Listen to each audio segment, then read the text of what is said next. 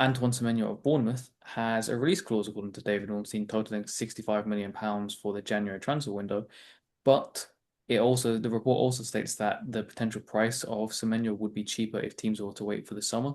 Now, we've talked about Semenyo before about, some concerns about him. Maybe his numbers are running a little bit hot at the moment, but again, it's hard to judge these things when he's playing for Bournemouth. But do you think this story is one that has legs to it? Because these reports haven't died down and they seem to be picking up ahead of the winter window.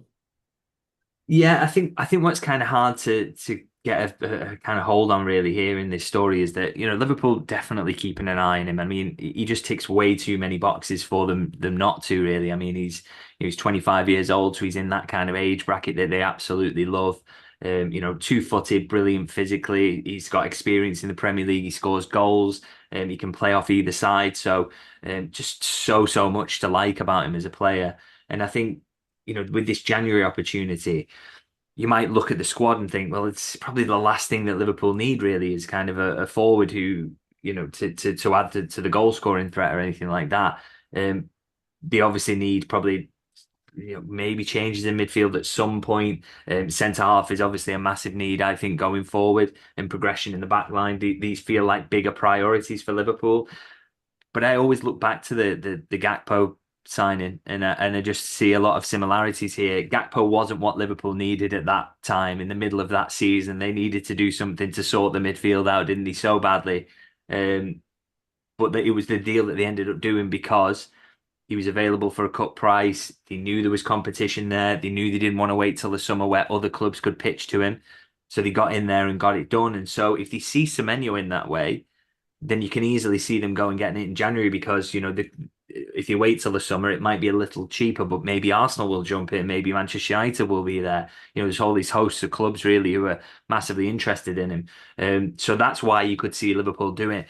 One thing, I will mention it again. I do have slight question marks. This is just from a kind of a scouting perspective, and I guess what do I know? They will do much deeper due diligence on him, but kind of slightly skeptical that he takes so many shots to get so few goals. So relatively, I mean, he took more shots than Mo Salah last season, and I think he scored 18 fewer Premier League goals. So, and I think he actually overperforms his expected goals. So for me, that's kind of he's taking some really bad shots there a lot. So maybe that's something, if Liverpool were to sign him, maybe they think they can fix that. Maybe they think, well, we don't actually need him to be the goal scorer. We want him for ball carrying, for his defensive work, which is absolutely fantastic. For the fact you can hit him with long diagonals to help your progression out a little bit as well. He's so good at that. So maybe that's how Liverpool will see him, and I'm sure they would have a plan. But just small red flags there for me, I'd say, just from a perspective of thinking he's going to come in and score 20 league goals. I'm not sure he's kind of going to be that player, but I think if Liverpool do it, it's because they think that they can fix some of the small issues with him, and also because they don't want to miss out on this opportunity which is coming up. And they think if they act now, then it will fend off other clubs. Well, I do like his intensity, and since the Yeah. departure of Luis Diaz and Darwin Núñez, we have sort of been lacking that in the front line. So I would look forward to that. But you mentioned about maybe Liverpool having a plan or having a plan of how to integrate him.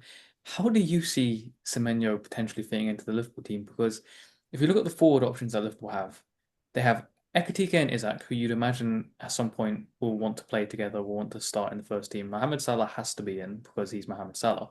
Then Florian Wirtz also has to be in the team because, he's a £116 million signing potentially. And then does that mean where does that leave Semenyo? Because you've got so many players that you think that you have to fit in, but then does it leave you vulnerable defensively? Does someone get shoved out of position? So how does this work?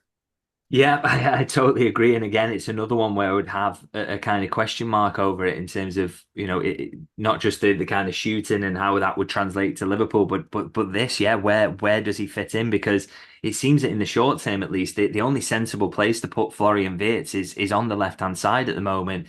So that benches Gakpo immediately, and you're going to add another guy who's probably his primary position is on the left hand side. I guess Liverpool would look at it and say, well, Chiesa's probably at the end of this season is going to leave regardless. Mo Salah is a year closer to the end of his contract, and I can't see him getting another.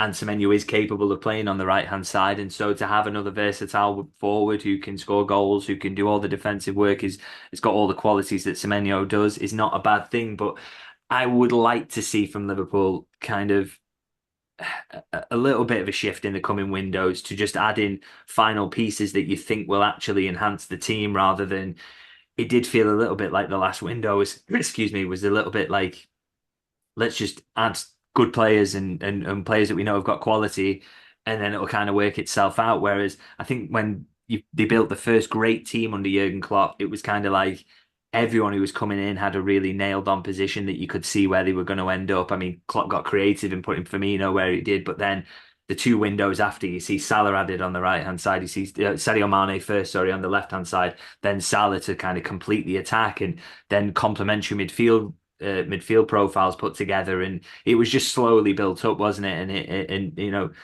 I'm not sure that's going on at the moment, or you know, if they do add Semenyo, I've kind of got question marks about that because it doesn't feel like they've got a really clear plan for where he's going to play. But yeah, I guess you could also maybe I'm being a bit kind of pessimistic, and it's never a bad thing to have more good players. But yeah, I would like to see a bit more of a plan. And again, I just think the fact that there's no obvious spot for him, and he would cost a lot of money.